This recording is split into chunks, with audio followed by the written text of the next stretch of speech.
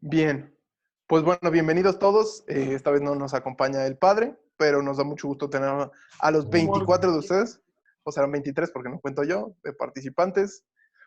Eh, pues como les comentaba, hoy toca un tema que es bastante extenso. Vamos a entrar en un periodo pues muy denso de la historia de Israel.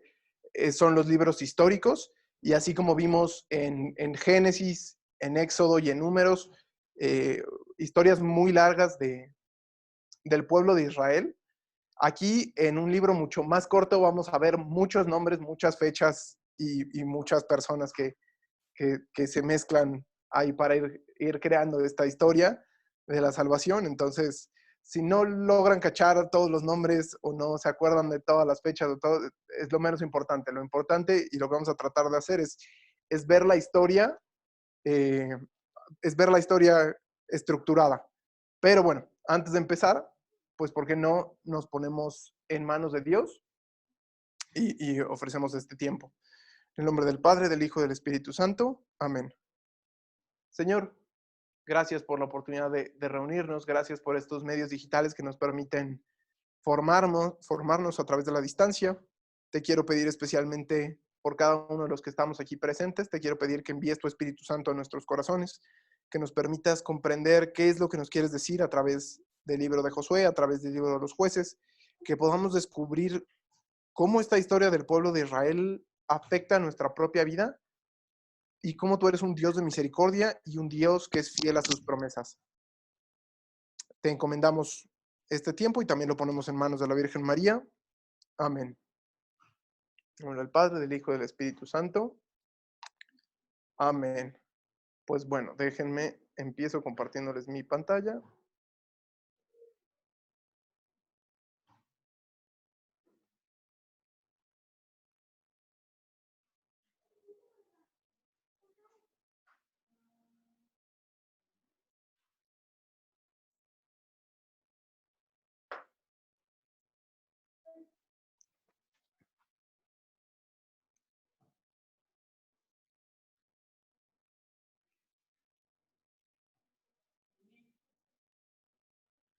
¿Ya pueden ver mi pantalla?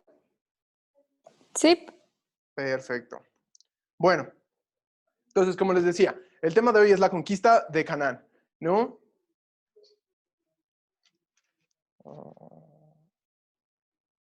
Perdón.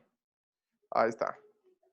Ahí está, empezamos con los antecedentes. Bueno, como veníamos viendo, está la alianza entre Dios y Abraham, ¿no? En Génesis 12, 6, 7 están las promesas, las tres promesas que le hizo Dios a Abraham, que le daría un pueblo, que le daría una tierra y que le daría, o que de su descendencia vendría una bendición para todos los pueblos, ¿no? Más adelante vemos cómo Israel cae en la esclavitud, eh, es esclavizado por Egipto y cómo después viene la liberación, una promesa de que entrarán en la tierra prometida, caen y pasan 40 años en el desierto, ¿no? Todo eso lo podemos ver en el libro del Éxodo y el libro de los Números, ¿no? Y me gustaría resumirlo así: promesa, esclavitud y desierto. Eso es lo que ha vivido el pueblo de Israel hasta este momento.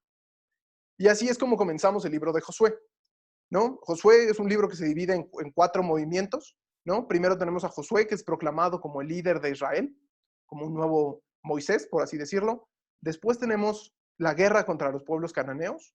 Luego, del capítulo 13 al capítulo 22, tenemos la división de la tierra prometida. Y al final tenemos los últimos discursos de Josué, en donde él los va preparando, pues sí, para su muerte y para lo que viene después, ¿no? Ya que el pueblo está en la tierra prometida. Y me gustaría empezar deteniéndome en Josué. ¿Quién es Josué? Y para empezar, me gustaría pedirle a alguien si puede leerme Números 13, Números capítulo 13, versículo 16.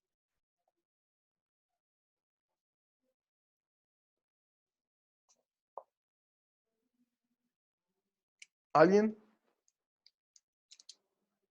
Yo, pero lo estoy buscando.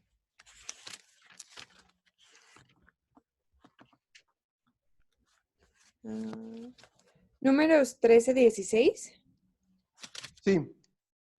Ok. Dice, Estos son los nombres de los exploradores enviados por Moisés a reconocer la tierra. Moisés dio a Oseas, hijo de Num, el nombre de Josué. ¿Se acuerdan que habíamos visto la sesión pasada que Moisés, una vez que pasaron por el becerro de oro y empezaron a meterse en el desierto y avanzar, mandó 12 espías a la tierra prometida para ver cómo la iban a poder conquistar, y que dos de ellos, solamente dos de ellos fueron fieles? Pues uno de ellos era Josué, que originalmente se llamaba Oseas, que quiere decir salvación, pero Moisés le cambia el nombre y le pone el nombre de Josué, que en hebreo sería Josué o Joshua, que quiere decir Dios salva. Entonces, pues claramente es una prefiguración de Cristo. Hay una gran discusión entre los estudiosos del hebreo y entre los exegetas bíblicos sobre si vienen de la misma raíz o sobre si tienen diferentes orígenes. El punto es que el nombre quiere decir Dios salva, igual que Jesús. Josué fue un guerrero, fue pastor de su pueblo y fue profeta, ¿no? Y en los primeros versículos del libro de Josué es proclamado, en Deuteronomio es proclamado por Moisés como su sucesor, y al principio del libro de Josué es nuevamente, ¿no? El libro retoma desde este nombramiento de Josué a la muerte de Moisés, y empieza con un diálogo muy bonito entre Dios y él. Y me gustaría pedirle a alguien, para hacer esto más dinámico y que todos pudieran participar, eh, si hay algún responsable de reino, me gustaría que algún responsable de reino leyera de Josué capítulo 1, del versículo 1 al versículo 9.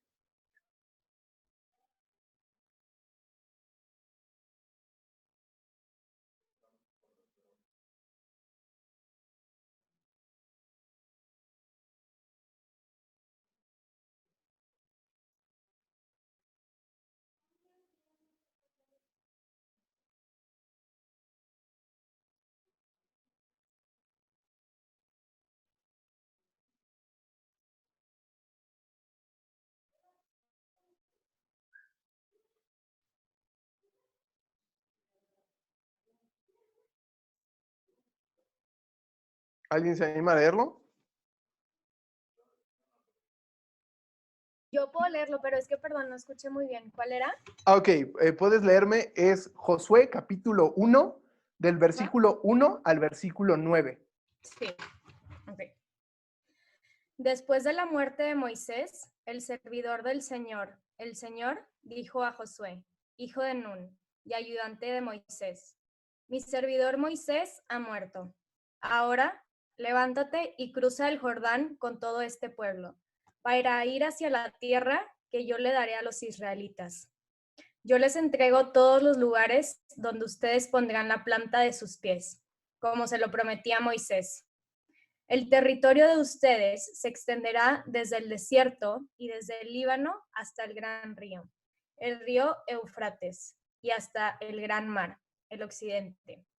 Mientras vivas, nadie resistirá delante de ti. Yo estaré contigo, como estuve con Moisés. No te dejaré ni te abandonaré. Sé valiente y firme. Tú vas a poner a este pueblo en posesión del país que yo les daré, porque así lo juré a sus padres. Basta que seas fuerte y valiente, para obrar en todo según la ley que te dio Moisés, mi servidor. No te apartes de ella ni a la derecha ni a la izquierda, y así tendrás el éxito en todas tus empresas. Que el libro de esta ley nunca se aparte de ti. Medítalo día y noche, para obrar fielmente en todo conforme a lo que está escrito en él. Así harás prosperar tus empresas y tendrás éxito. ¿Acaso no soy yo el que te ordenó que seas fuerte y valiente? No temas ni te acobardes, porque el Señor, tu Dios, estará contigo donde quiera que vayas. Este es uno de los pasajes de la Biblia que más me han marcado. Yo soy responsable de reino y muchas veces ante esa situación de decir, ay, no sé qué hacer, o a veces desespero un equipo, pues qué mejor manera de empezar leyendo este pasaje, y qué bonitas palabras le dedica Dios a Josué. Y realmente Josué es un personaje fascinante en la historia bíblica, porque si bien es un nuevo Moisés, es el que va a completar este trabajo de entrar con el pueblo a la tierra prometida, es en sí mismo una prefiguración de Cristo. No solo por el nombre, que es Dios salva y Jesús es Dios salva, no solo porque es un guerrero, porque es un pastor y porque es un profeta, sino porque él, al igual que Moisés, va a cruzar a través del Jordán y se abrirán las aguas y llevará al pueblo a la tierra prometida. Y así Cristo nos pasa a través de la muerte y del bautizo para entrar en la tierra prometida. Y este va a ser un tema que vamos a ver a lo largo de esta historia. Entonces, pues como les decía, este primer capítulo, ¿no? Se proclama a Josué como el nuevo Moisés. ¿Y qué es lo primero que hace? Después de haber sido nombrado y bendecido por Dios, después de haberle dicho que debe mantener y cumplir la ley al pie de la letra, ¿no? Que no se debe desviar ni a la izquierda ni a la derecha, que no debe dejar de contemplarla y de meditarla noche y día, que, paréntesis, eso sería una muy buena recomendación para todos nosotros. ¿Qué es lo primero que hace? Al igual que Moisés, decide mandar unos espías a la ciudad de Jericó. Si se acuerdan, la sesión pasada terminamos dejando al pueblo de Israel en las llanuras de Moab, ¿no? A la altura de Jericó, ¿no? De un lado del Jordán. Entonces, siguen estando ahí, ¿no? Nombran a Josué como el nuevo guía y mandan estos espías. Y estos espías entran a la primera ciudad, que es Jericó, que es la ciudad más grande de toda Canaán, ¿no? Es el pueblo más poderoso. Y entonces manda a estos espías y entran a la ciudad y para no ser descubiertos, pues se quedan en casa de una prostituta, en un prostíbulo. Y al final, pues uno se preguntaría por qué se quedaron ahí, pues realmente porque era un lugar donde no sospecharían que estarían los hombres de Dios. Entonces entran y se encuentran con que esta prostituta llamada Rahab los recibe y les dice, yo sé que son israelitas y yo sé que ustedes son los herederos de esta tierra. Y les revela que todo el pueblo está temeroso de lo que va a pasar porque saben que Dios está con los israelitas y que Dios les va a entregar la tierra. Entonces ella les dice, quédense en mi casa, yo los protejo, yo no doy aviso ni alarma de que ustedes están aquí con una sola condición, que aunque ustedes me prometan que cuando Dios les dé esta ciudad y Dios les dé esta tierra, no le harán daño a mí y a mi familia. Y entonces estos israelitas acceden, le dicen que sí, con ella, y le dicen, esta será la señal con la cual sabremos que esta es tu casa y que por aquí no pasarán por las armas. Y le dan un listón rojo. Y al final este listón rojo le indican a ella que lo cuelgue en una ventana.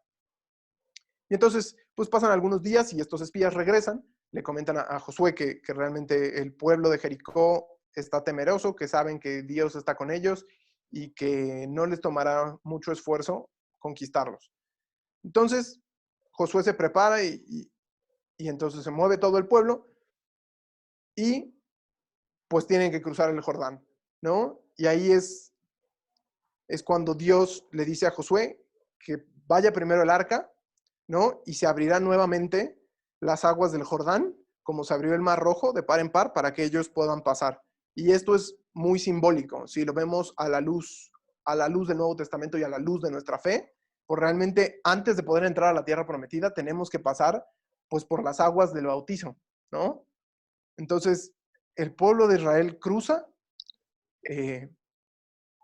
pasan por ahí y se quedan o recogen 12 piedras del lecho del río para ponerlas y recordar lo que Dios había hecho por ellos. Y una vez que cruzan, no es que directamente se vayan a luchar contra Jericó, sino cruzan y es en ese momento antes que tienen que renovar esa alianza con Dios. Porque muchos de la mayoría de los que entran a la tierra prometida, pues sí, la gran mayoría, solo Josué y Caleb habían nacido en Egipto y ellos eran los únicos que estaban circuncidados. Entonces, pues todo el pueblo tenía que volver a celebrar la Pascua y volver a pactar esta alianza con Dios. Y entonces también es muy simbólico con nuestra fe, ¿no? Como Cristo viene, nos hace pasar por las aguas del bautizo y después celebramos la Pascua con Él. Y entonces ellos celebran la Pascua, ¿no? Vuelven a jurar esta alianza con Dios y una vez que están, ¿no? Una vez jurado ese pacto, es que Dios les indica que pueden ir y marchar contra la ciudad de Jericó. Y siguiendo, pues vemos estos dos historias contrastantes, ¿no? Todos no sabemos la historia de Jericó y al final Jericó y Ai son dos ciudades importantes en la tierra de Canaán. Jericó es la ciudad más grande, Ai era el pueblo más pequeño de la tierra prometida y eran vecinos, ¿no? Y al final, pues primero llegan a Jericó y todos conocemos la historia, ¿no? Llegan y ¿no? Les da la orden Dios de que ellos no iban a vencer. Dios les iba a entregar la ciudad. Entonces, Dios les indica cuál es la forma de vencer estas murallas o este ejército imponente, y no es a través de la fuerza y de las armas, sino es a través de una liturgia. Dios les pide que den, ¿no? Por 6 días una vuelta tocando las trompetas, que los sacerdotes vayan tocando las trompetas, después vaya el arca de la alianza y atrás todo el pueblo, ¿no? Y que por 6 días vayan y den una vuelta alrededor de las murallas. Y en el séptimo día darían 6 vueltas, al igual que habían hecho los días anteriores, 6 vueltas tocando las trompetas, y en la séptima vuelta, cuando Josué diera la orden, el pueblo iba a gritar y las murallas iban a caer.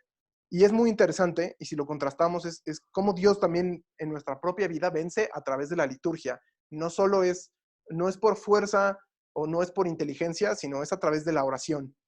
Y así como los israelitas vencieron, así Cristo vence a la muerte a través de la liturgia y de la misa. Es un tema muy interesante y que podríamos perdernos, pero sigamos adelante. Una vez que caen estas murallas de Jericó y los israelitas pueden pasar, pues tienen la orden de destruir y matar a todo cuanto cananeos se encuentren, ¿no? Y entonces, pues entran y destruyen, ¿no? Y la única casa que se salva es la casa de Rahab, porque tiene puesto su listón rojo. Y al final, pues es muy simbólico ver esto, ¿no? ¿Se acuerdan que habíamos estado hablando de la simetría que hay en toda la Biblia, ¿no? Y cómo hay temas y cómo hay cosas que se van repitiendo. Pues si se acuerdan de la Pascua, en el libro de Éxodo, como Dios le pide a los judíos que con la sangre del cordero que sacrifiquen, marquen la puerta, ¿no? Y es una marca roja de la sangre. Así, otra vez, pues Rahab hace una alianza con Dios y marca la puerta con un listón rojo. Y así como a los israelitas pasa el ángel de la muerte y no los tocan, pues ahora Dios, ¿no? Manda al ángel de la muerte en la forma de los israelitas y no toca a la familia de Rahab. Y les dice, esta ciudad la van a conquistar, ¿no? Yo les voy a entregar esta ciudad y solo les pido una cosa. Dios le pide al pueblo de Israel que todo el oro y todo el botín de la ciudad sea consagrado para Dios. Pero pues resulta que hay un hombre llamado Acán que ve unas mantas, ¿no? Unas telas muy finas y ve unos lingotes de plata y le gustan y se los lleva a su casa. Y pues parece como que a Dios no le importara, ¿no? Como que daba igual y siguieron, ¿no? Los judíos celebran la victoria, están muy contentos. Y entonces, pues quieren avanzar contra el siguiente pueblo. Y el siguiente pueblo es Ai, que es un pueblo muy chiquito. Y entonces Josué nuevamente manda unos espías. Y estos espías van y le dicen, no, con 300 hombres la hacemos, con 300 hombres les ganamos. Y entonces, olvidados de Dios, Josué dice, pues vamos, quédense aquí el pueblo y nada más vamos 300 hombres. Y van y hay una masacre y los matan a todos. Y entonces Josué, que al igual que Moisés podía hablar directamente con Dios, pues le dice como, Señor, ¿qué onda? No, al final, pues este es tu pueblo y tú dijiste que nos ibas a dar la tierra. Y entonces Dios le responde que al final ellos han sido traidores, ¿no? Que se han vuelto pues tan dignos de castigo como los cananeos. Y entonces es así que le dice a Josué que uno de los israelitas pues fue infiel a la alianza.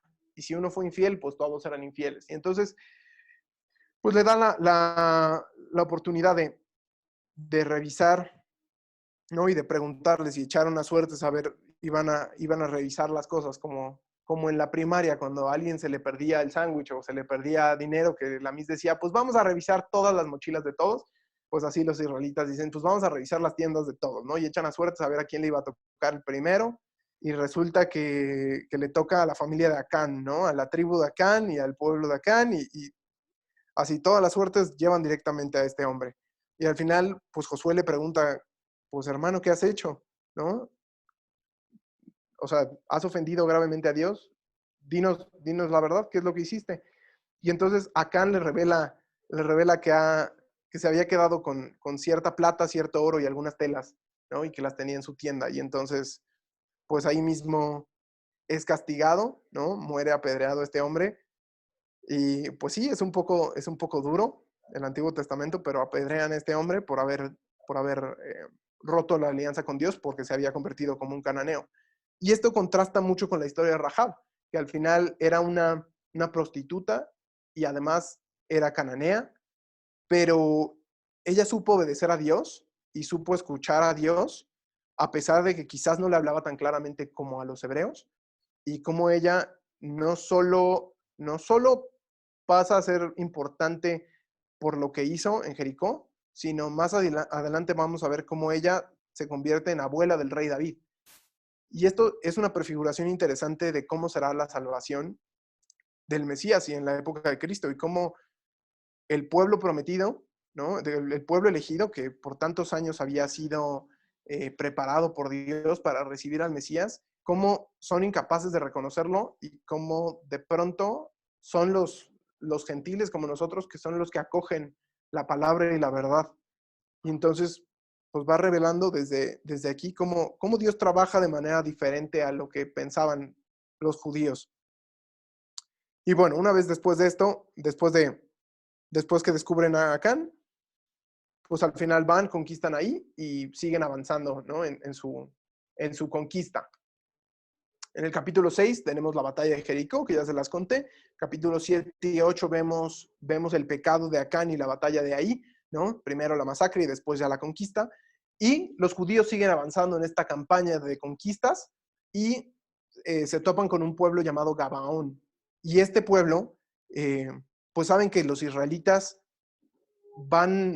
saben que los israelitas van a heredar la tierra, ¿no? Saben que Dios está con ellos y pues ellos se juntan en consejo y deciden que lo que tienen que hacer es rendirse y aliarse con los israelitas, pero saben que si les dicen que si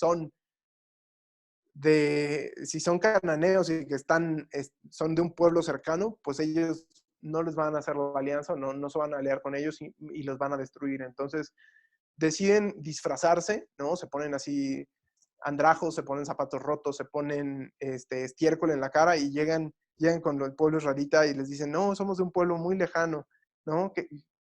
Y nos han tratado muy mal los cananeos y queremos aliarnos con ustedes. Y entonces los judíos, sin consultarlo con Dios, entran en esta alianza con ellos y al final pues eso disgusta a Dios, pero Dios entiende las alianzas y al hacerse ellos aliados y para entender el término alianza, y ya lo decía el padre, para entender ese término de alianza en el sentido bíblico, no solo es una alianza como lo podríamos pensar ahora como una alianza comercial o una alianza político-militar, sino es un covenant, un pacto de familia. Es decir, si yo hago una alianza, hago un pacto contigo, estoy haciéndome tu propia familia y entonces ya hay un vínculo de sangre. Entonces ellos al entrar en vínculo de sangre con los judíos, pues se vuelven parte del pueblo prometido. Y pues ahora ellos son los que cargarán las maderas y llevarán el agua a los judíos y pues ahora tendrán parte en la tierra prometida por esa alianza. Y después hay otros, en el capítulo 10 al 12, pues nos va contando todas estas historias de las victorias de Israel sobre los pueblos cananeos, ¿no? Cuentan la historia de una alianza de varios reyes, la alianza de los 5 reyes, y cómo Israel pues va destruyendo a cada uno de ellos y realmente cómo va extendiendo sus conquistas. Y aquí Israel hace 2 campañas de conquista, una hacia el norte y otra hacia el sur. Realmente es muy sencillo, van ciudad por ciudad. Y bueno, aquí uno podría preguntarse como, pues, ¿cuál era el deal con los cananeos, no? Por qué Dios tenía quizás tanto odio? ¿O por qué habría que destruir a los cananeos? Y aquí es muy interesante y hay que irnos para atrás. Pablo, Y perdón, te interrumpo. Te tienen una pregunta en el chat, ah, Leonardo Arzamendi. bien, qué bueno que me dices porque si yo estoy revisando el chat me pierdo. Gracias, Pablo. Pregunta, sí, adelante.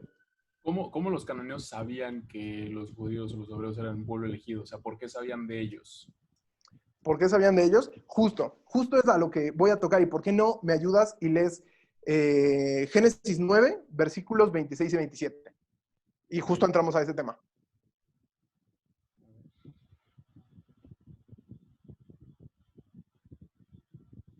Génesis 9, ¿qué, perdón? Génesis 9, 26 y 27.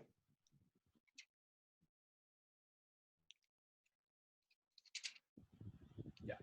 Y agregó, bendito sea el Señor, Dios de Sem, que Canaán sea su esclavo, que Dios engrandezca a Jafet, para que habite en los campamentos de Set y Canaán sea su esclavo.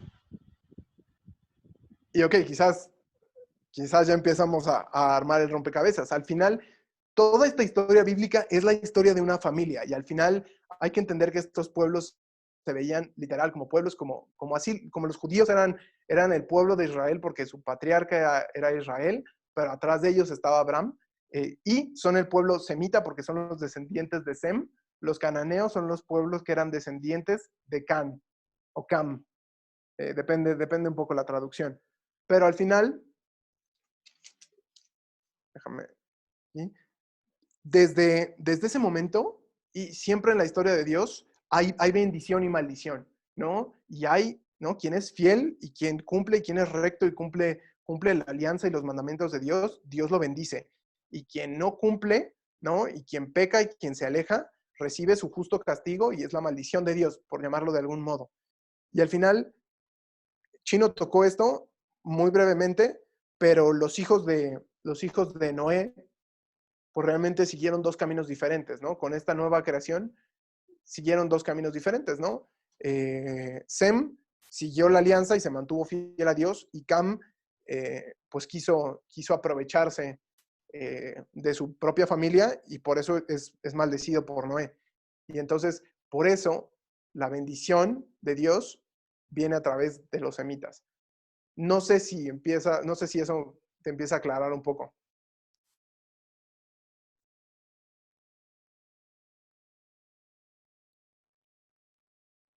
¿Leonardo? Sí, gracias. Ok, bueno, un poquito. Seguimos por esa línea, ¿no?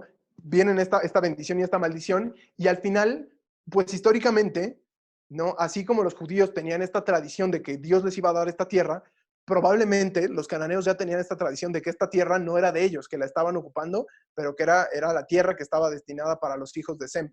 Y entonces ellos eran hijos de Cam. Entonces sabían que evidentemente los iban a expulsar. Y además, pues lo que había hecho Dios con los pueblos, con el pueblo judío, con el pueblo de Israel en el desierto, y que había abierto, ¿no? Las aguas del mar y todas esas historias, pues las conocían los cananeos. Y entonces, Ya, ok, gracias. siguiendo con eso, pues vemos por qué era importante o por qué Dios quería la destrucción de los cananeos. Y al final no hay que leer esta destrucción tan literal. No es que Dios quisiera matar a todos los cananeos. Podemos ver la historia de Rahab, que se convierte y realmente entra a formar parte del pueblo prometido, ¿no? Del pueblo elegido por Dios. Pero el problema es que los cananeos vivían en pecado y vivían en una sociedad totalmente corrupta, ¿no? Y al final, los cananeos, específicamente, hay dos razones que nos dice la Biblia por qué eran desagradables a Dios. Y tenemos que eran moralmente corruptos, ¿no? Hacían todo lo que el capítulo 18 de Levítico dice que no hagas, que quizás no lo vamos a leer por prudencia, y también hacían el sacrificio de niños, ¿no? Y ese sí también, si alguien se anima y puede poner, ya tengo abierto el chat, si me dice alguien que lo quiere leer, que lea Deuteronomio 18, versículos del 9 al 14.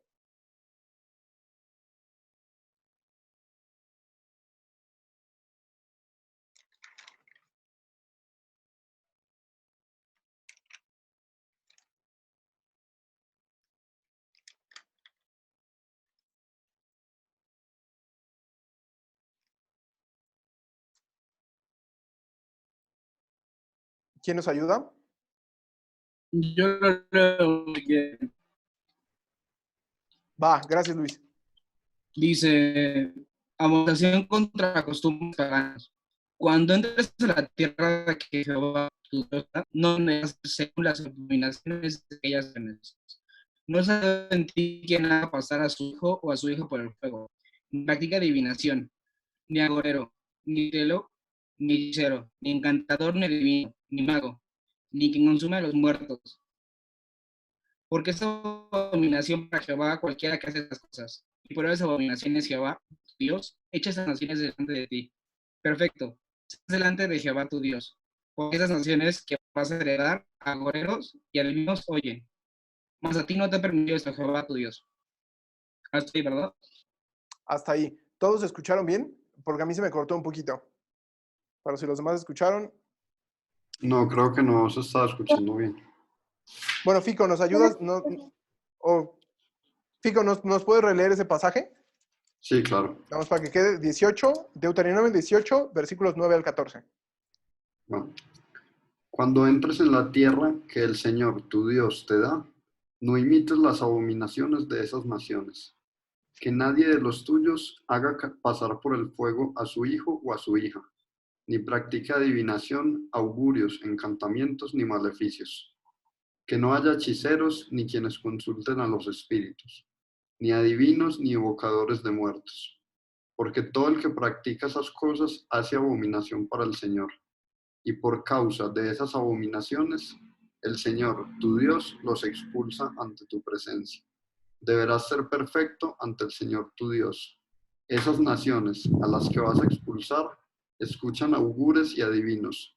A ti, en cambio, no es eso lo que el Señor, tu Dios, te ha dado.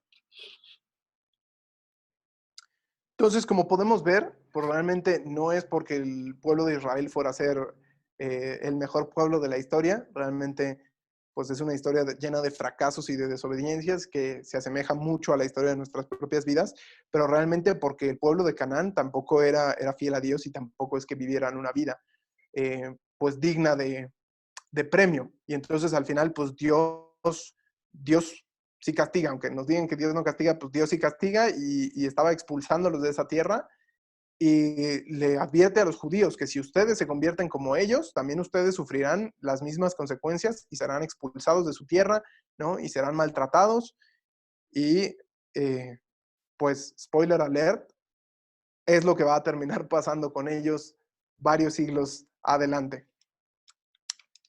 Pero bueno, pues podemos ver que es por eso que era contra el pueblo de Canaán, si alguien más tenía como esa duda. Y entonces, pues ya pasamos, ¿no? En los últimos capítulos, ¿no? Del capítulo 23 del capítulo 3 al capítulo 22, pues vemos la división ya de la tierra prometida, ¿no? Ya han hecho varias conquistas y no han terminado de expulsar a todos los cananeos de la tierra, pero ya están lo suficientemente extendidos como para empezar la división de la tierra y que se cumpla la promesa que le hizo Dios a Abraham. Y hago una corrección, tengo mal la cita ahí, dice Génesis 12, del 6 al 7, pero es Génesis 12, 1 a 3, que es donde Dios le hace la promesa a Abraham de que le dará un pueblo, les dará tierra y les dará, bendecirá a todas las naciones a través de su linaje. Entonces, pues aquí vemos, ¿no? Quizás para nosotros puede ser un poco aburrido leer esos capítulos, ¿no? Entender por qué le da a cada quien cada tierra. A veces quizás no lo podemos ver tan profundamente, pero para los judíos tenía muchísimo significado porque era realmente el cumplimiento de las promesas de Dios, ¿no? Y como podemos ver, a Manasés le toca doble porción, ¿no? Podemos ver ahí todas las tribus y a Manasés le toca doble porción porque Israel le da en la heredad, ¿no? Si nos vamos al último capítulo de Génesis, déjenme se los leo.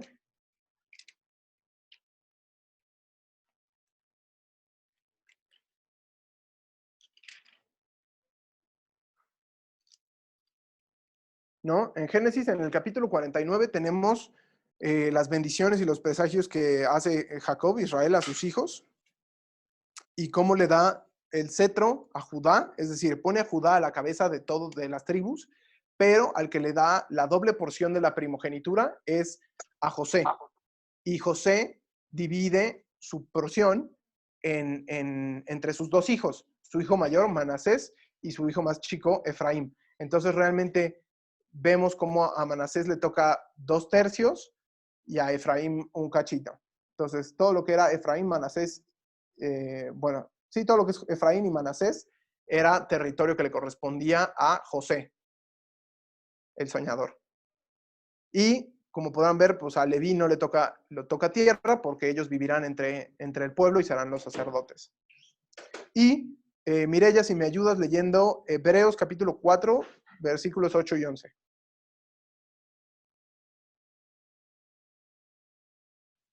A ver, ¿me la puedes repetir, por favor? ¿Es Hebreos? Hebreos 4, 8 al 11. Está ahí en la presentación.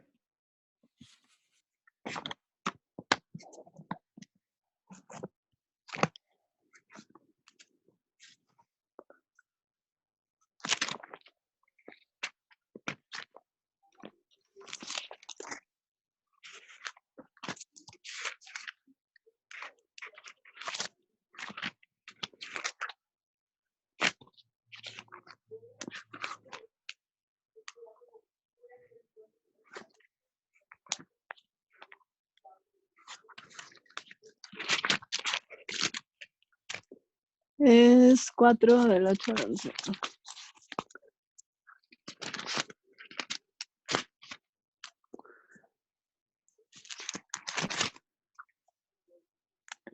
Porque si Josué hubiera introducido a los israelitas en ese reposo, Dios no habría hablado después acerca del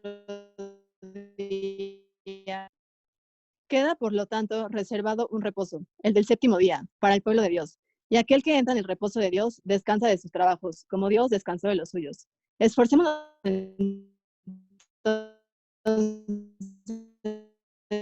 por entrar en ese reposo a fin de evitando aquel ejemplo de desobediencia. Porque la palabra de Dios es viva y eficaz. Eso está ahí, ¿verdad? Sí, perfecto. Y ahí quizás no entendemos un poco qué significa este reposo, pero realmente es la conquista, ¿no? La plena posesión de la tierra. ¿Por qué Dios no le dio a los israelitas la plena posesión de la tierra en este momento? Bueno, porque también los hijos de estos israelitas que habían entrado tendrían que pasar la prueba para ver si eran dignos de quedarse con la herencia, y también como una prefiguración de que esta no es la tierra prometida real. La tierra prometida es una prefiguración del cielo. Y al final, el único que nos lleva y nos hace entrar en esa tierra prometida es Cristo, ¿no? Es Jesús. Si Josué entró con el pueblo de Israel a la tierra prometida, nosotros entramos a través del bautizo, ¿no? Y a través de la Eucaristía a la conquista, ¿no? Y a la toma de nuestra tierra prometida, que es el cielo. Y claro, al igual que los israelitas, tenemos batallas que luchar, y estas batallas y estas luchas, pues quizás nos pueden parecer físicas, pero al final son de corte espiritual. Y es solo a través de los sacramentos y es solo a través de la liturgia que vamos a poder vencer y algún día poder tomar posesión de toda nuestra verdadera tierra prometida. ¿Alguna duda hasta aquí? Yo tengo una. Adelante. ¿A qué te refieres con que no les dio la plena posesión de la tierra? O sea, como que ahorita acabas de explicar que se dividió todo, pero no es toda, o como no entendí. No. Dios les tenía reservada toda una tierra que iba del Mediterráneo hasta el río Éufrates, ¿no? Es decir, un gran pedazo de tierra, ¿no? Todo lo que, más de lo que aparece en este mapa, ¿no? Y realmente Dios sí les da, ¿no? Una parte de esta tierra, pero no les permite en vida de Josué conquistarla todo lo que les había prometido. No sé si me explico. No les da la plena posesión porque no han conquistado todo lo que es la tierra prometida. Porque al final lo que tenemos que leer es que la tierra prometida es el cielo, y entonces pues en esta tierra nada será la tierra prometida como tal. No sé si me explico, Andrea. Sí, gracias. De nada. Si algo no queda claro, me puedes decir y no pasa nada y trato de explicarlo mejor. A veces me puedo hacer bolas. Bueno, ¿alguna otra duda hasta aquí?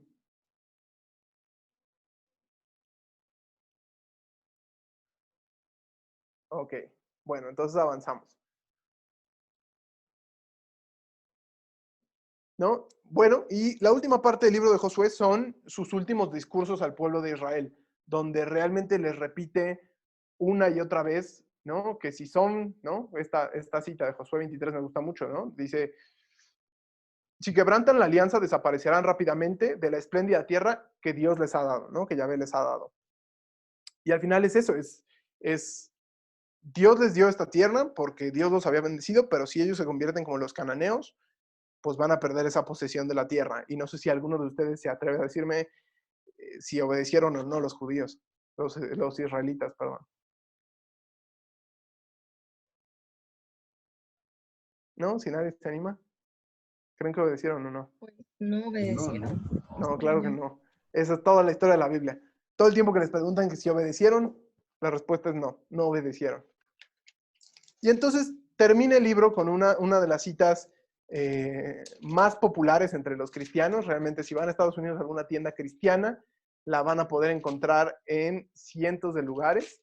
Que dice, as for me and my house, we will serve the Lord.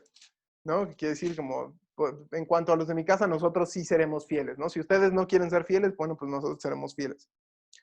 Y bueno, es un buen llamado, ¿no? Y es una buena manera de ver el mundo actualmente, ¿no? Yo los invitaría a que leamos este libro de Josué y este libro de Jueces que ahorita seguimos con él, pero a la luz de la actualidad, ¿no? Quizás ya no estamos viviendo en una sociedad cristiana, ¿no? ¿Cuántos padres ya nos han dicho que no vivimos en una sociedad cristiana?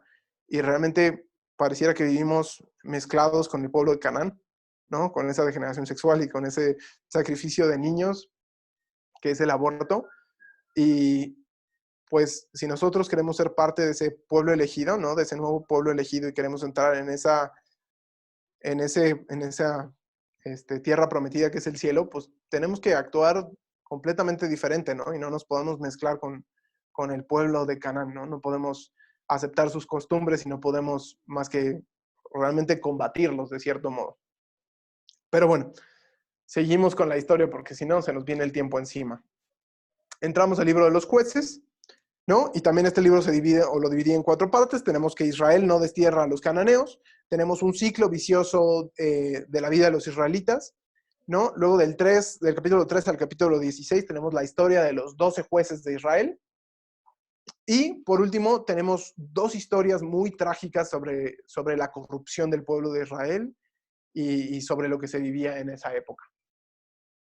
Y bueno, para entender un poco quiénes eran los jueces, pues los jueces no nos los imaginemos como podríamos imaginarlos ahora, ¿no? Con su toga negra y su peluca blanca y su mazo en una corte, sino libertadores que salvaron a los israelitas de sus explotadores. Y si alguien me quiere ayudar a leer Jueces capítulo 2, versículo 16.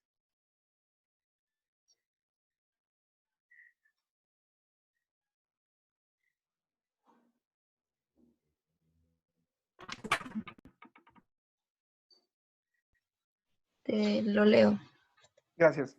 Y les hizo esta recomendación: vayan hacia la montaña para que sus perseguidores no puedan alcanzarlos. Manténganse ocultos ahí durante 3 días hasta que ellos estén de regreso y después podrán seguir el viaje. No, se me hace que ese no es Jueces 2. No. No, me equivoqué, estoy en Josué. Sí. Sí, Josué, ese sí es Josué, ¿no? Sí, es sí. Jueces 2. Perdón. Ahorita lo busco. No fui tan claro, perdón. No, yo me equivoqué.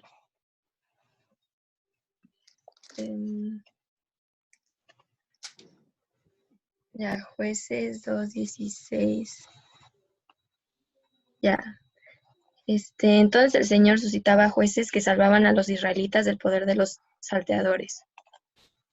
Y aquí entendamos salteadores no solo como alguien que los fuera a robar en el camino, sino todos los pueblos cananeos que no habían terminado de expulsar. Y aquí es un buen momento para hacerles un aviso, ¿no? Un disclaimer. Este libro es extremadamente clasificación C. Este es un libro muy violento, muy perturbador. Sobre todo la última parte, pues léanlo con discreción. Este no es el tipo de libro que le lean a sus hermanitos. Ay, te voy a contar una historia muy bonita del pueblo de Israel. Pues no es el libro de Jueces. Ya verán por qué. Y bueno, el libro empieza con el gran fracaso de Israel, ¿no? Los judíos no logran expulsar a los pueblos cananeos y se empiezan a mezclar con ellos. Y además, pues no educan a sus hijos en la fe, ¿no? Y si dos personas me quieren ayudar, una con Jueces 3, del 5 al 6, y otra con Deuteronomio 6, versículos 6 y 7.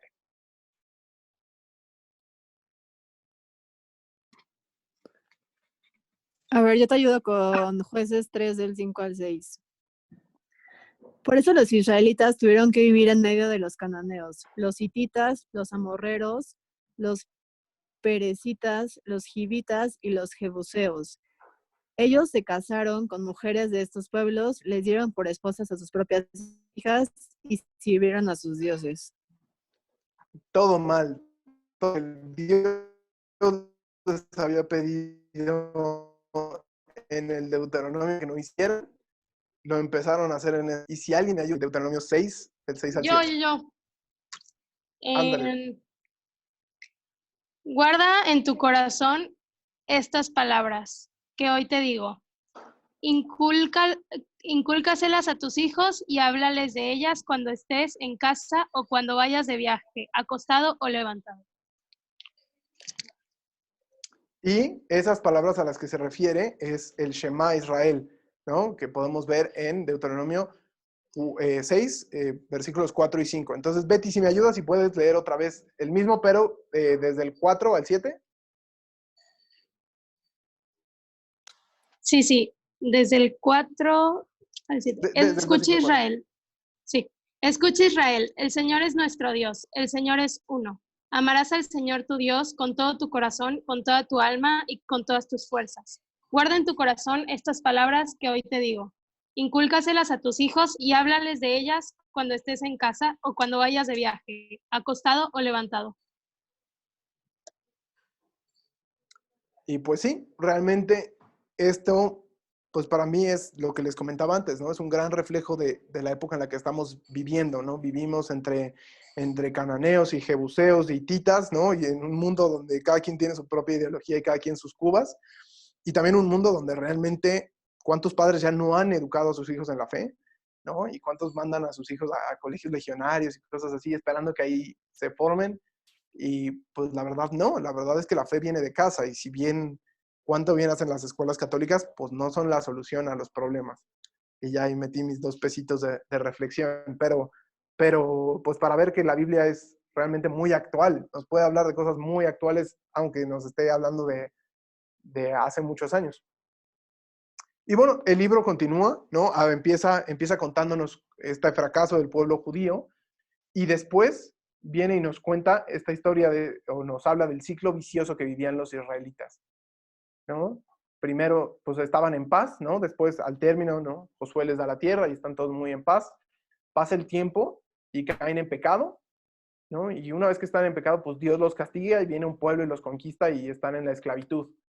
Y ya una vez que están esclavizados, pues se arrepienten, ¿no? Ay, no, ya, perdón, Señor, ya vamos a ser buenos.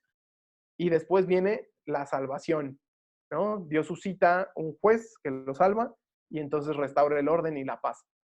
Y así pasa una y otra vez y pasa por 6 veces en todo el libro de los jueces. Y realmente, pues es otro punto de reflexión y decir cuántas veces en nuestra propia vida no es este mismo ciclo.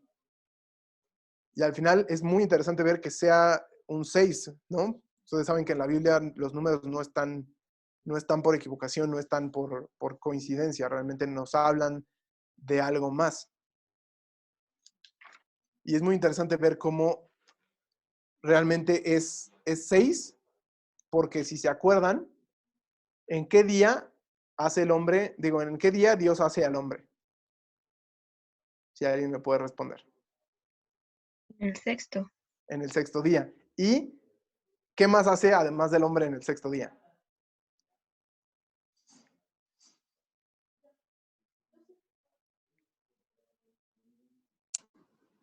Solo el hombre, ¿no?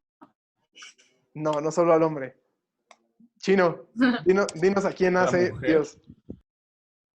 No, además del hombre y la mujer, o sea, la humanidad. ¿Qué más hace? Todas las bestias y la vegetación. Hace a las bestias del campo, ¿no? ¿Y qué nos quiere decir o qué quiere decirnos el autor del libro de los jueces con esto?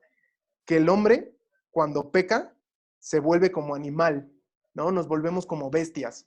Perdemos esa dignidad de seres humanos y perdemos ese don y ese regalo de Dios, porque realmente el hombre fue hecho en el sexto día, pero no fue hecho para el sexto día, el hombre fue hecho para el séptimo día, ¿no? El hombre fue hecho para el Shabbat, ¿no? Para el día de la alianza con el Señor, para entrar en este vínculo de familiaridad con Dios. Y entonces cuando pecamos, nosotros mismos nos estamos quedando cortos, ¿no? Estamos jatá, como decía Chino en la primera presentación, estamos fracasando en nuestro ser hombres. Y si alguien me ayuda a leer Deuteronomio 31:16.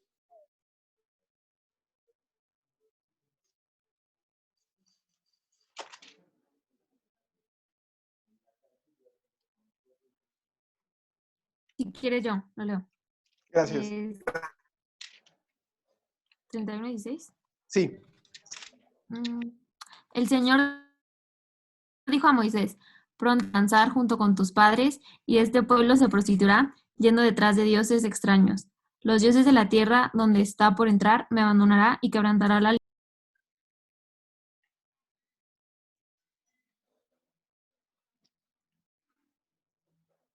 Pues sí, como podemos ver,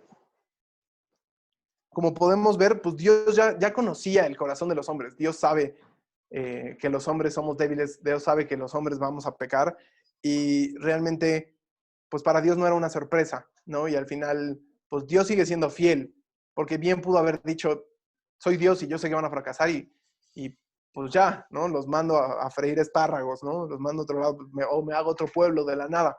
Pero si Dios ha prometido algo, Dios es fiel porque Dios no puede cambiar.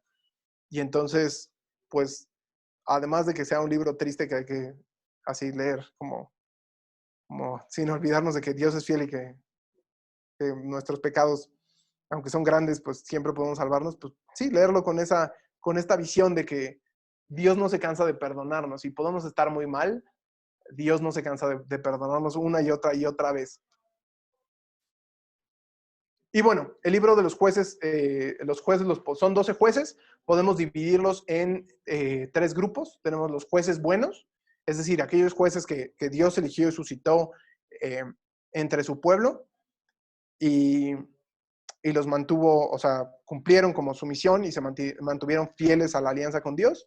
Tenemos jueces menores, que realmente, ¿no? Podemos ver aquí a los jueces menores, que realmente son pues un poco irrelevantes, algunos, no, pues todos, miren, simplemente tienen un versículo en el cual se mencionan, pero no son tan relevantes, ¿no? En la escritura, y tenemos a los jueces malos, que son quizás los más conocidos, Gedeón, Jefté y Sansón.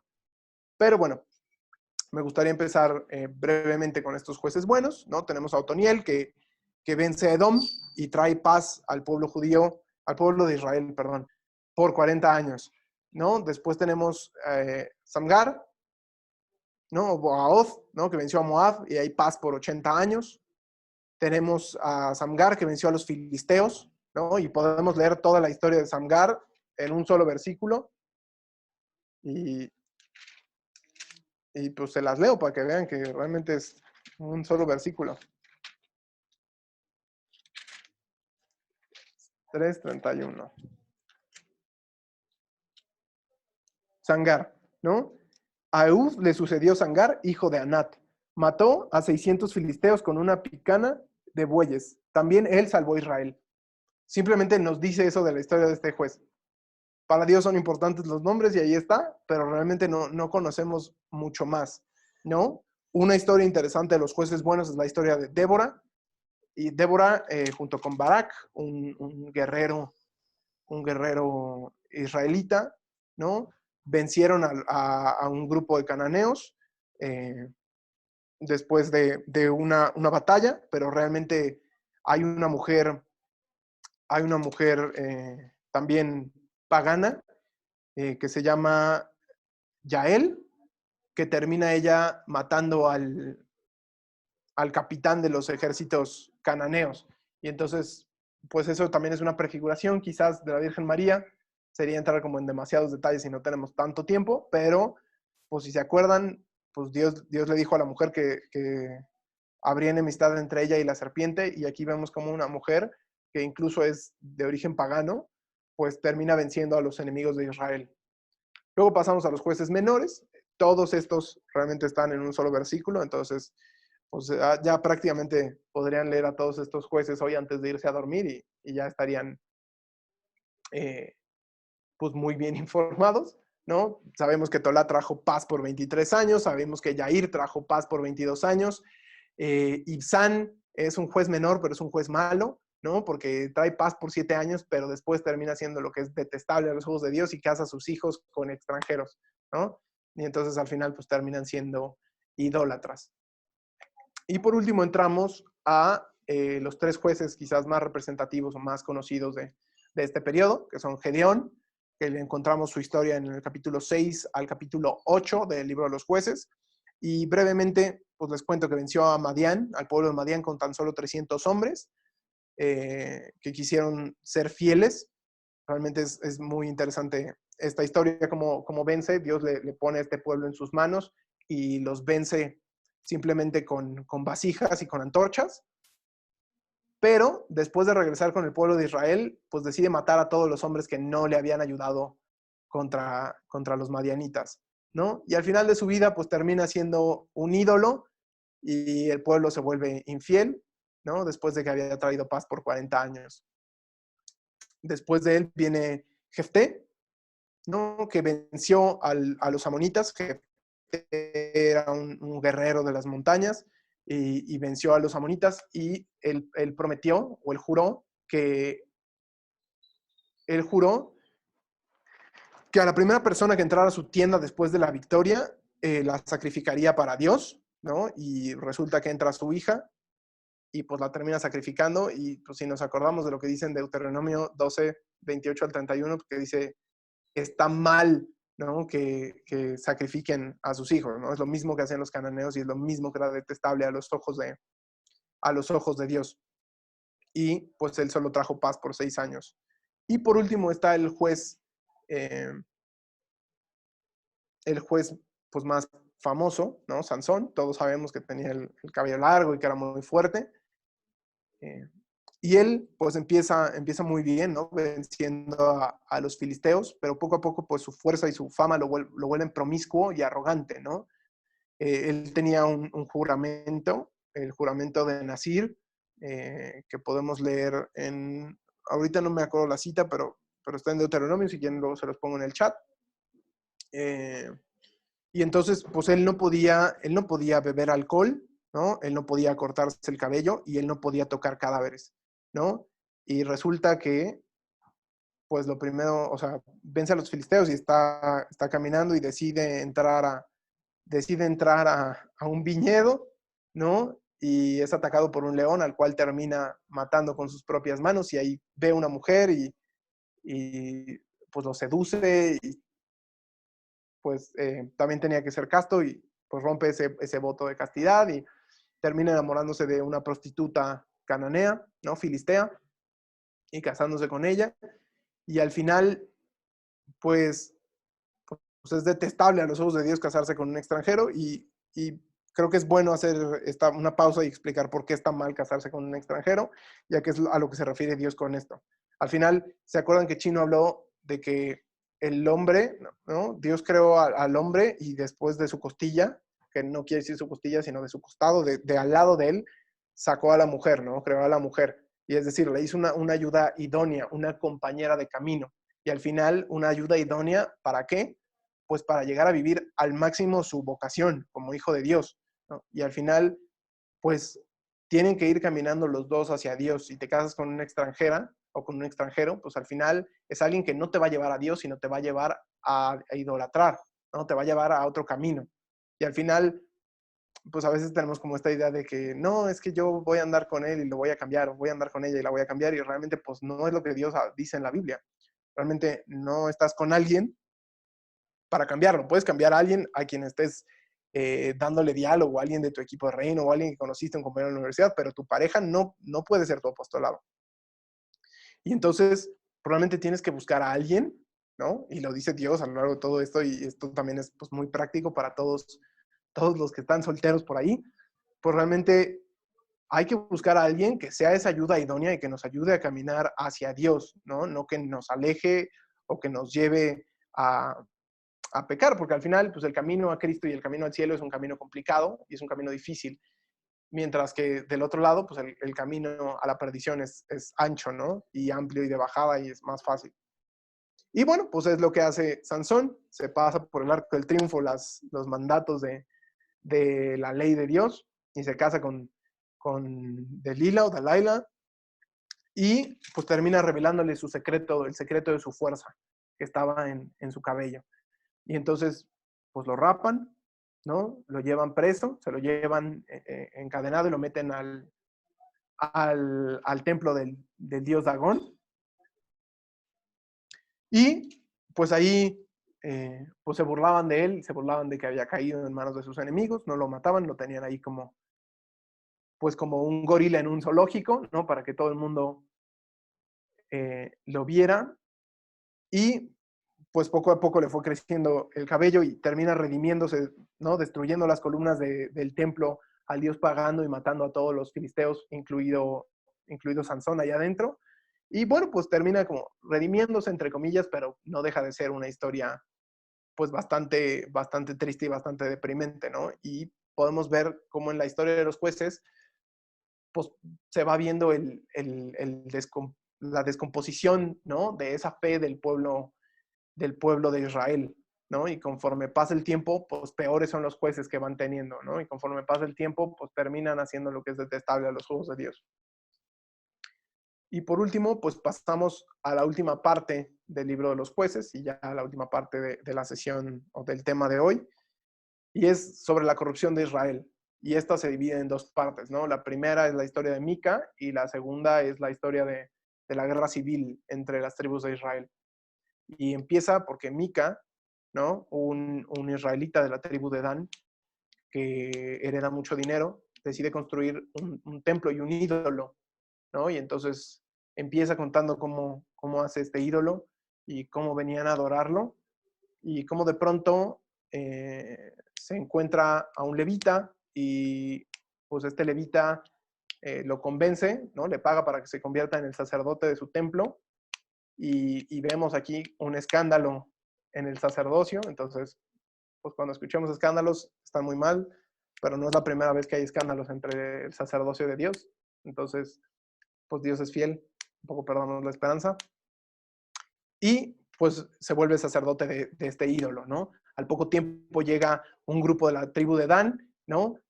Y le roban a Mica su ídolo y se siguen y destruyen la ciudad de Lais, que es una ciudad pacífica, y entonces se llevan el ídolo de Mica y ahí le construyen un templo, ¿no? Y entonces pues se ve, ¿no? La descomposición y cómo cada vez empiezan a ser más violentos y ya ni siquiera es que le hagan la guerra a los pueblos cananeos, ya están haciéndose la guerra entre judíos, ¿no? Y entre tribus, ¿no? Entre la tribu de Dan y la tribu de Judá, ¿no? Y ahí termina esa historia repitiendo una frase que vamos a ver más adelante.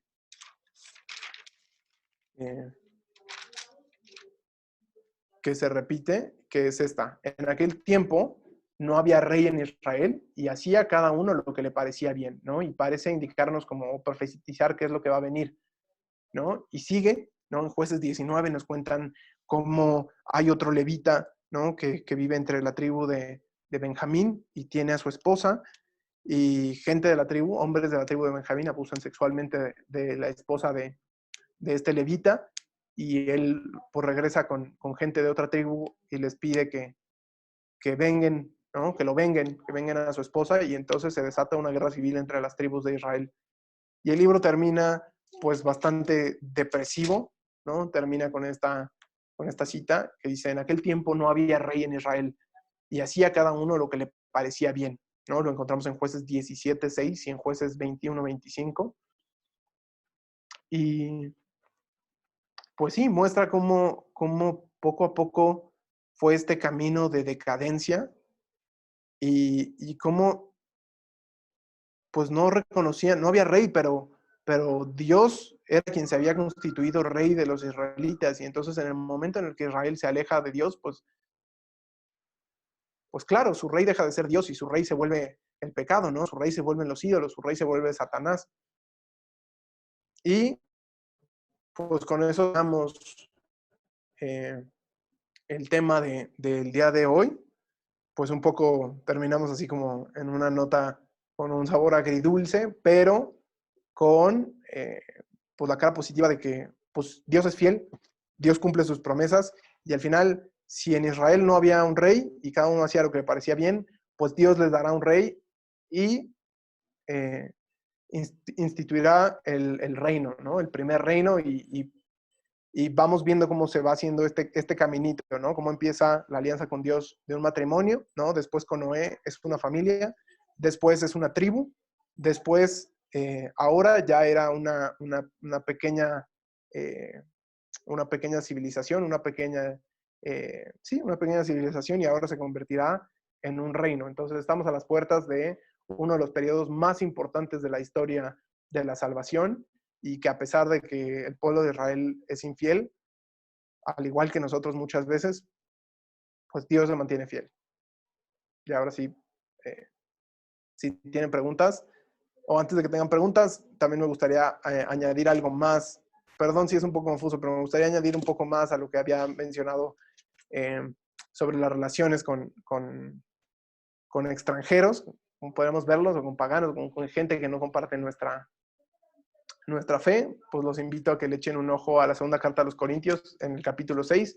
Ahí San Pablo profundiza un poco más y nos da un contexto, una idea ya dentro del Nuevo Testamento.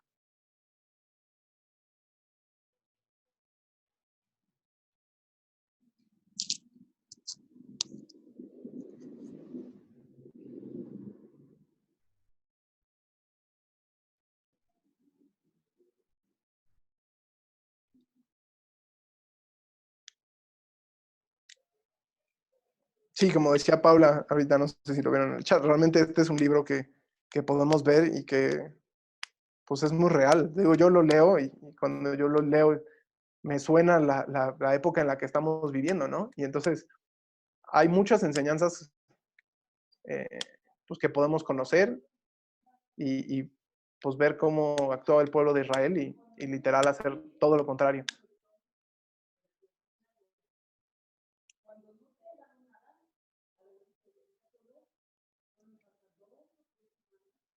¿Por qué se llaman jueces? Es una muy buena pregunta. Hay distintas explicaciones. La que a mí me gusta, ¿no? Y la que hay una rama de interpretación dentro de la iglesia sobre el por qué se llaman jueces, es porque Dios los mandaba para juzgar a su pueblo, ¿no?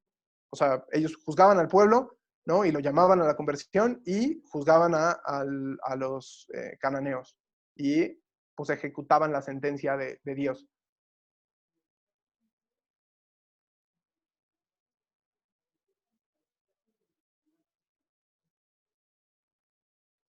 ¿Alguna otra pregunta?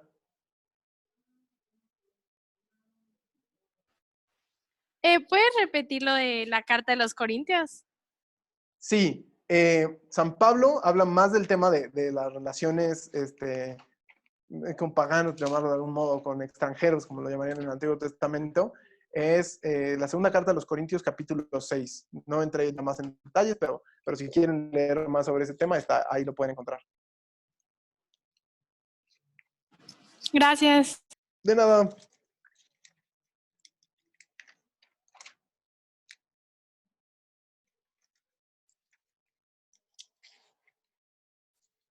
Si tienen más preguntas sobre la vida, prueben alfa. Y no, ya, si tienen más dudas, pues díganme. Todavía tenemos algunos minutos, un par de minutos para contestar algunas más.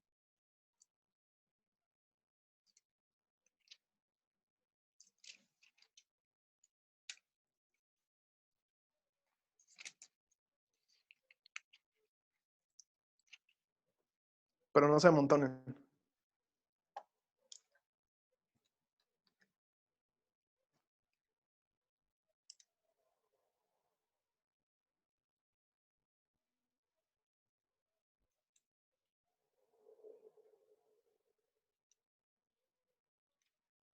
¿Qué opino yo de lo que estamos viviendo o Fico?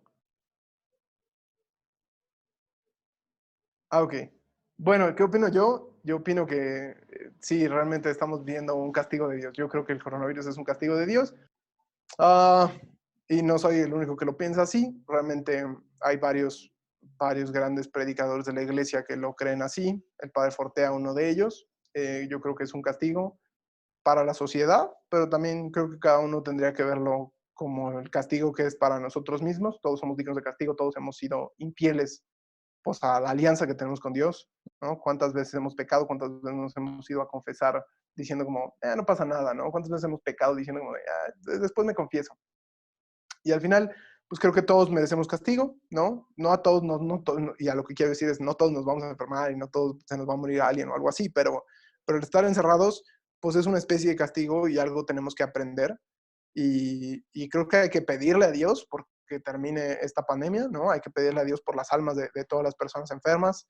Hay que pedirle a Dios, sí, por el fin, pero también que nos enseñe, ¿no? Y que no pase en balde esta situación. Realmente que sea un momento de recogimiento, que sea un momento, pues, de profundizar en nuestra vida espiritual. Y lo platicaba, ¿no? Lo platicaba con gente de mi equipo de reino, lo platicaba con algunas personas, y lo veíamos en la sesión pasada, veíamos la época del desierto. Y al final, pues fueron 40 años en el desierto. Y a nosotros estamos en una cuarentena, por llamarlo de algún modo, ¿no? Sean 40 días, sean más, sean menos, los que sean, pero estamos en una cuarentena. Y Dios mantuvo al pueblo de Israel por 40 años en el desierto porque le parecían reprochables a sus ojos, ¿no? Y él juró que no iban a entrar más que Josué y Caleb y que pues todos los demás iban a perecer, ¿no? No estoy diciendo que todos vayamos a perecer, pero yo creo que hay lecciones que podemos aprender para esta cuarentena. Hay gente que piensa que no será un castigo, pero esa es mi opinión personal. Yo no estoy diciendo que mi palabra sea la ley aquí, esa es la lectura que yo hago de esta situación, pero creo que Dios nos ama mucho y todo eso. O sea, creo que pues puedes darle, cada quien le puede dar una lectura que quiera y pues la iglesia no se ha pronunciado como tal sobre si es un castigo o no, entonces pues es mera opinión.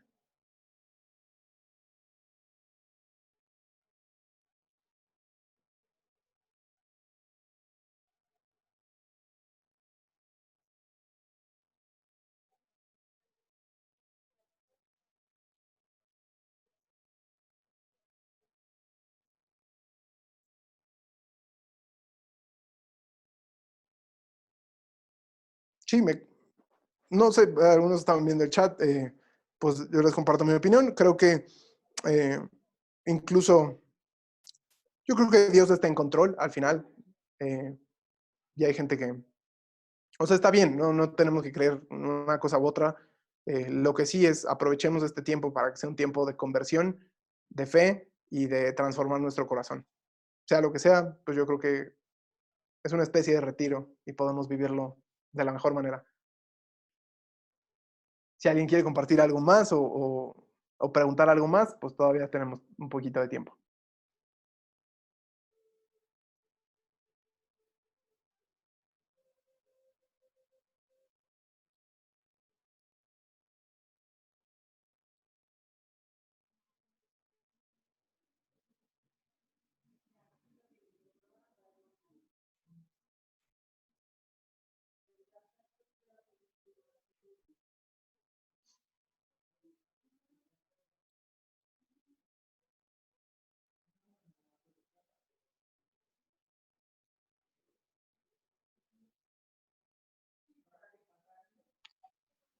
Muchas gracias, Pablo. En esta sesión no está el padre Nicolás, ¿verdad? Para que nos diera también él su opinión. No, pero sería muy interesante que en la próxima sesión, al final, él nos pudiera compartir cuál es la lectura que él hace a este tema. Al final, ya... He visto varios puntos de vista entre diferentes sacerdotes. Hay, como bien decías tú, los sacerdotes como el padre Fortea, que he visto sus videos y es muy bueno, en donde sí dice, pues, o sea, Dios castiga al pueblo de Israel en algún momento de la historia, ¿por qué no nos podría castigar también ahorita nosotros? Y he escuchado también otros sacerdotes que dicen, no, es que yo no siento que sea un Dios así de justicia y de castigo, sino que es un Dios misericordioso que sufre con nosotros esta pandemia. Entonces yo lo veo como, también así mi humilde opinión personal, como que Dios sí lo permite, porque nada sucede sin que Dios lo permita, pero no es algo que Él tal cual haya mandado, sino que es algo que viene del mal, pero pues Él lo permite, y sí justo para purificarnos, para ver el sufrimiento de las demás personas, y para valorar y darnos cuenta de todo lo que está pasando, ¿no? Darnos cuenta de cómo hay cosas mucho más importantes que lo material, que el negocio, que todo el tema del consumismo, etcétera, etcétera. Pero sí es muy interesante porque hay muchos sacerdotes que se van del lado de que sí es castigo y otros que se van como al lado de, no, Dios es misericordioso. Entonces yo como que tomé la postura de un in-between. Sí, yo creo que entre que son peras y son manzanas, pues realmente lo importante no es si es o no es, sino aprovechar el tiempo para convertir el corazón, ¿no? Y creo que pues es un ejercicio muy interesante. Yo le agradezco a todo el mundo que hayamos podido compartir como este tema, porque realmente creo que es un tema que todos tenemos en nuestro corazón, es algo que estamos viviendo juntos. Y pues bueno, yo les agradezco este tiempo, el diálogo por aquí, pero bueno, creo que no es necesariamente el foro ideal para hacerlo. Me gustaría quizás después quizás de que terminemos el curso, o quizás después organizar en el mismo chat del curso, quizás abrir un panel, hacer un panel o hacer una oportunidad, tener una oportunidad de dialogar estas cosas a la luz de la palabra. Creo que sería muy edificante pues para todos nosotros. No sé si les parece bien, lo podemos ver pues para la próxima semana o algo así.